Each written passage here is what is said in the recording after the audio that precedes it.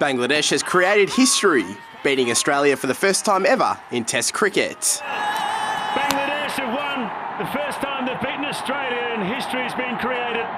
It was their spin brigade that ran riot. With a valiant tail-end effort, not enough to salvage a win. And it goes way back, and that'll help. David Warner and Steve Smith began with aplomb, finding the boundary. That's a good shot, it's in the gap. With Warner reaching his 19th Test century. Beautiful 100 there for David Warner. But his wicket, LBW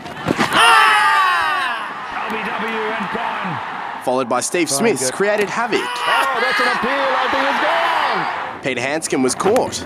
Oh, yes! Yes! With Matthew Wade and Ashton Agar gone in quick succession as the Tigers roared. And gone!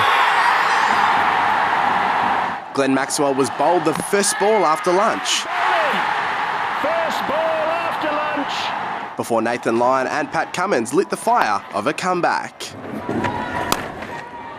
Bad ball. Lyon was undone, Oh, there it